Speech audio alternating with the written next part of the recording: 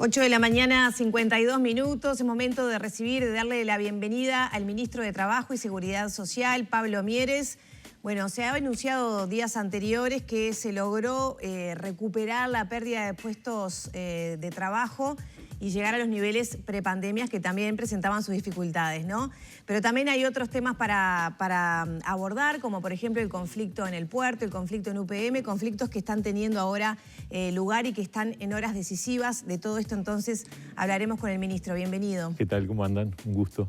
Muchas gracias. Encantado. Bueno, Mieres, ¿qué pasó? Ayer nos fuimos a dormir pensando que el conflicto en el puerto ya se encaminaba, pero parece que no, finalmente no se firmó el acuerdo. Se firmó, sí. Se firmó. Sí. A la 1 de la mañana se firmó un preacuerdo. Obviamente esto pasa a una asamblea que se va a reunir hoy en la mañana de hoy, pero finalmente es tarde en la noche, pero efectivamente hubo digamos, es un borrador de convenio colectivo.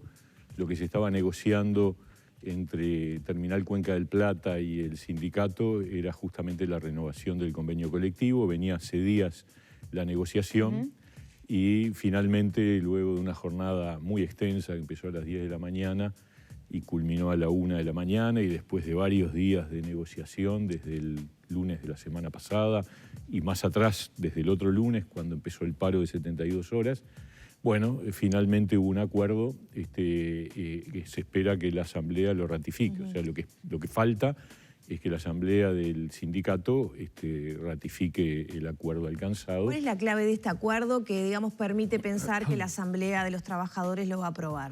Bueno, el hecho de que se avanzó en cada una de las cláusulas el convenio colectivo tiene 10 páginas, o sea que tiene muchas. Claro, pero bueno, había temas clave, ¿no? El tema del número de jornales en relación a la antigüedad. En eso se avanzó significativamente. O sea, lo que había arriba de la mesa es cuál es el mínimo de jornales garantizados que tienen los trabajadores según distintas categorías y según distintos niveles. En eso hay claramente un avance en cuanto a que se aumenta el número de jornales para cada uno de los grupos de trabajadores. Creo que eran 22 jornales para los trabajadores con más antigüedad, 18 para el intermedio y 13 para los más nuevos. Sí, bueno, van subiendo, de los de 13 pasan a 15, en fin, es toda una complejidad que además prefiero no entrar en el detalle porque es una cosa muy técnica que se ha manejado entre las partes. Nosotros estuvimos obviamente acompañando todo este proceso, obviamente con la gran preocupación del gobierno entero y de toda la ciudadanía, porque nuevamente, a partir del sábado pasado, se interrumpieron las actividades de manejo de contenedores desde el sábado por Terminal Cuenca del Plata, y a partir de ayer se había sumado Montecón, o sea que digamos, toda la operativa de contenedores en el puerto estaba nuevamente afectada, y eso tiene que ver con la afectación de las exportaciones, de la llegada también de importaciones. Evidentemente es una operación clave, no es cualquier paro, es un paro en lo que de alguna forma es digamos, el canal de salida y entrada de la producción del país. Entonces, ¿Ya hay un cálculo de las afectaciones? Nosotros no lo tenemos, sé que la Unión de Exportadores está haciendo un estudio, pero bueno, ahora el tema es que efectivamente esperemos que la Asamblea de Trabajadores tome este preacuerdo, que la verdad que es un avance muy significativo en una serie de cosas para esos trabajadores, ¿no? A propósito de la valoración de cómo se desarrolló este conflicto, bueno, justamente ¿qué evaluación hace usted? Hace algunos días mencionaba que había un componente político en el accionar de los trabajadores. Bueno, a ver, yo creo que es claro que en el puerto hay un telón de fondo que tiene que ver con el acuerdo que el gobierno alcanzó con Terminal Cuenca del Plata, pero este conflicto en particular estaba y estuvo, y el debate que se mantuvo entre las partes estuvo circunscripto estrictamente al convenio colectivo. Es decir, había un convenio colectivo que se había vencido, que hacía tiempo que se venía renegociando, que no se había arribado a un acuerdo, y fue lo que provocó esta circunstancia. De todas maneras, sobre el tema del puerto y sobre las posibles modificaciones estructurales que pueden ocurrir, sigue el tema arriba de la mesa. Hay una mesa de trabajo en donde participan por el Estado, ANP, el Ministerio de Transporte y el Ministerio de Trabajo, las empresas, el centro de navegación, en representación del conjunto de las empresas implicadas en el manejo de contenedores, que son Terminal Cuenca del Plata y Montecón, y los sindicatos. Entonces, el SUPRA, el sindicato del puerto. Entonces, ese tema sigue arriba de la mesa, tiene que ver con mirar para adelante cómo, digamos, de parte del sindicato se plantea la preocupación por los puestos de trabajo. Ahora, eso está arriba de la mesa, es otro debate, es paralelo, es el telón de fondo también, si se quiere, de esta temática. Y se está avanzando, se está trabajando mucho en ese punto hace tiempo ya, ¿no? ¿Todavía no se puede garantizar si con esa reestructura del puerto no va a haber pérdidas de puestos de trabajo? No, al revés. Seguro va a haber aumento de puestos de trabajo, es lo que ha dicho la Administración Nacional de Puertos y el Ministerio de Transporte. Lo que ocurre es el tema de, digamos, una cosa es que aumenten los puestos de trabajo y otra cosa quién los ocupa.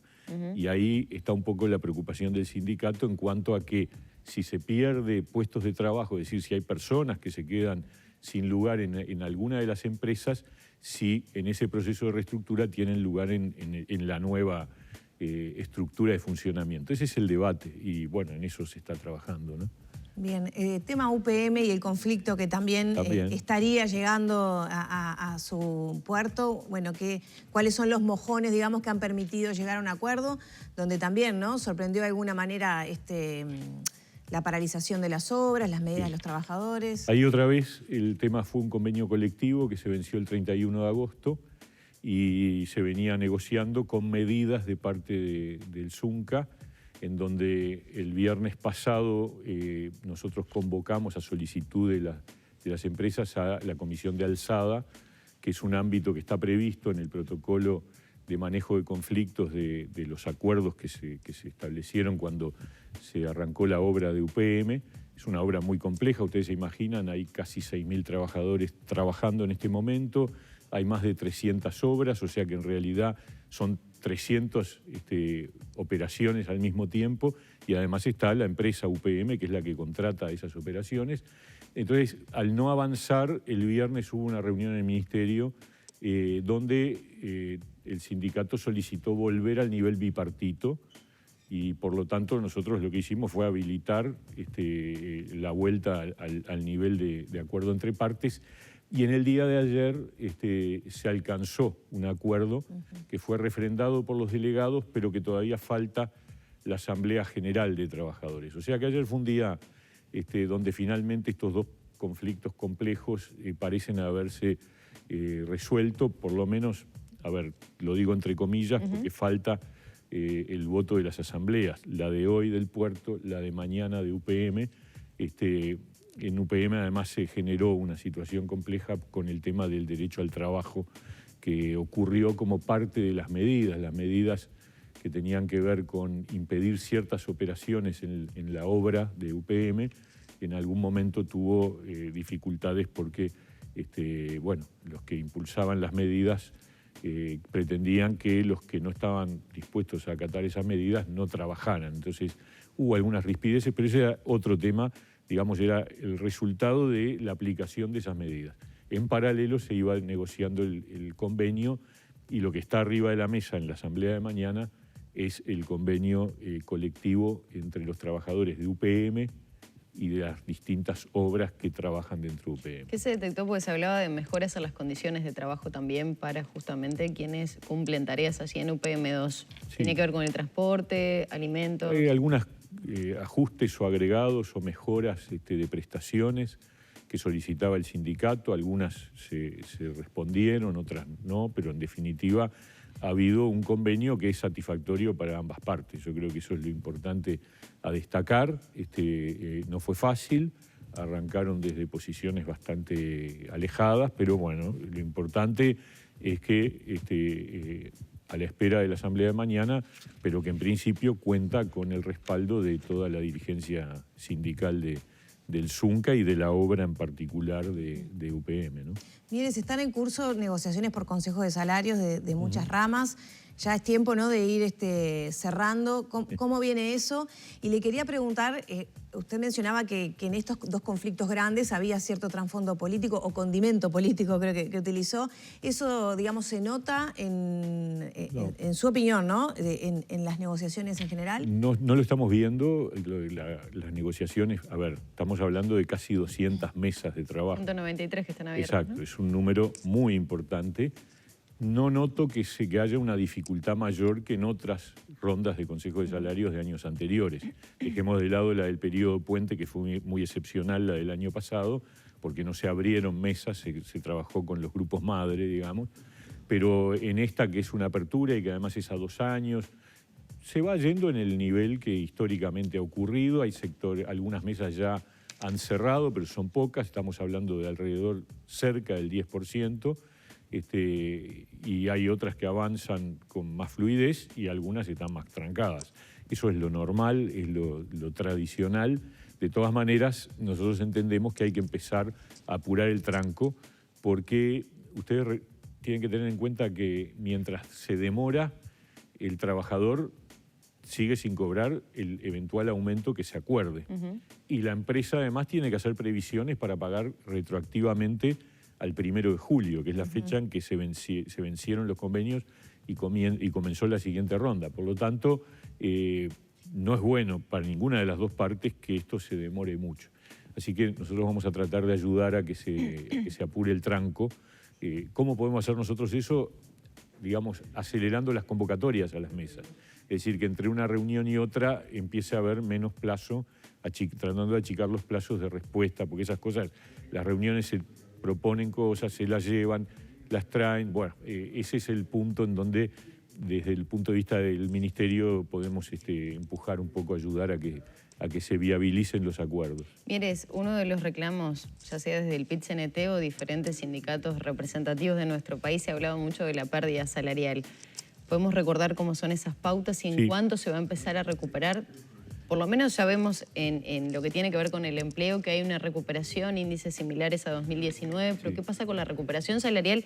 Teniendo en cuenta que el año pasado en el Consejo Superior Tripartito se acordó que era preferible mantener los puestos, que no hubiera más pérdida del empleo y se mantuvieran los salarios. Sí, está claro que ha habido en el periodo puente, que se terminó el 30 de junio de este año, una caída del poder adquisitivo del salario, y la pauta que se estableció para la 9ª ronda implica un proceso de recuperación.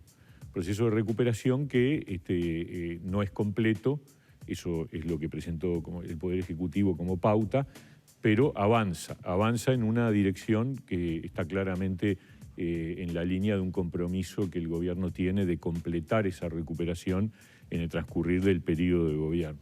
Y en eso estamos. Por supuesto que puede haber acuerdos que vayan más allá de eso. De hecho, ha habido alguno en donde la pérdida salarial se recupera, o incluso hay algunos sectores que al no entrar en el puente no tuvieron pérdida de poder adquisitivo del salario. Entonces, hay situaciones muy variadas. De todas maneras, en paralelo, es verdad, por suerte el empleo viene levantando, incluso un dato que todavía no publicamos, pero los datos o sea que es una novedad, el seguro de paro de septiembre vuelve a dar una reducción de la cantidad de trabajadores en el seguro de paro. Estamos en el orden de alrededor de 59.000 trabajadores, es la cifra más baja por lejos desde que empezó la pandemia. Incluso cuando separamos seguro de paro total de parcial, la cifra del seguro de paro total se reduce a 37.000. Y esa cifra es la más baja incluso con respecto a 2019. Si tú tuvieras solo seguro de paro total, que era lo que existía antes de la emergencia sanitaria, el 37.000 es el promedio de seguro de paro del 2014 al 2018. Ya es por debajo del 2019. Claro, hay 22.000 trabajadores en seguro de paro parcial. O sea, también eso se redujo, eran 25.000 el mes anterior, ahora son 22.000. O sea que también son señales de recuperación. Estos números son de septiembre. ¿Y va acompañado, como dijo hace algún tiempo, a los sectores que se iban abriendo? Sin Usted dijo duda, en su momento en lo que tiene que ver con la sí, educación, con sectores del turismo. sí, ahora están reduciéndose todas las categorías. O sea, cuando vos estudiás cómo se expresó esos 5.000 menos, de dónde se redujo, en todos los sectores de actividad hay reducción de trabajadores en seguro de paro. O sea, la línea de reactivación está bastante firme. Esta es una mitad del mercado laboral, ¿no? Son los trabajadores privados formales, los que están registrados en BPS. Del otro lado están, bueno, los funcionarios públicos que no tienen el problema del seguro de paro, pero después están los informales, que son alrededor del 22, 21, 22%, y las unipersonales, los trabajadores por cuenta propia, que tampoco tienen seguro de paro. Pero esta mitad sigue generando un proceso, para que se hagan una idea. Nosotros tuvimos alrededor de 80.000 trabajadores en el mes de mayo y ahora en septiembre estamos en 59.000, o sea, una reducción muy importante, que habla de reactivación y uno puede pensar con cierto optimismo porque todavía falta el empuje que seguramente tendrá la temporada turística y los espectáculos y las fiestas y los eventos, que esos sí ya están más reactivados, pero que todo eso empuja porque hay contratos de personas, incluso formales e informales. Y las cifras, además de la encuesta de hogares, que es de un mes anterior, de agosto, como ustedes preguntaban al principio, también marcaron una caída de la tasa de desempleo de un punto, de 10,4 a 9,5, 0,9, y un aumento de la tasa de actividad y la tasa de empleo similar a la prepandemia. O sea que estamos en una etapa, vamos a ver, porque esto hay que ver hasta dónde tiene impulso. De todas maneras, ojo, volver a la prepandemia no significa volver a una buena situación. Y esto me parece muy importante decirlo. Para nosotros es el primer escalón, volver al momento en que nos tocó asumir esta responsabilidad. Pero el momento en que nos tocó asumir esta responsabilidad, la situación del empleo era muy mala. El Uruguay venía perdiendo puestos de trabajo año a año, 50.000 en los 3 años previos a la pandemia. Teníamos un número de trabajadores en seguro de paro del orden de los 46.000 y pico en el año 2019 y teníamos una tasa de desocupación que en el último mes previo, febrero del 20, fue 10,5. Entonces, lo que tenemos que hacer es seguir de largo, porque tratar de que realmente el empleo se recupere. Y en paralelo, ir viendo, yendo a lo que tú decías, Maggie, cómo vamos recuperando el poder adquisitivo del salario. Pero sin duda que las dos cosas tienen una relación, ¿no? ¿Qué pasa con el subempleo en estas cifras, ¿no? Sí, las horas trabajadas están un poco por debajo todavía. Y el seguro de paro parcial es un ejemplo, ¿no? Seguro de paro parcial son casos de trabajadores que están trabajando la mitad del tiempo. Pero hay gente que está subempleada y no tiene seguro de paro parcial. También, y por eso digo que toda la problemática del empleo, las grandes líneas indican que vamos por un buen camino, pero todavía tenemos asignaturas pendientes, sigue habiendo un diferencial por género importante, una brecha de 2 puntos entre la desocupación del hombre y de la mujer.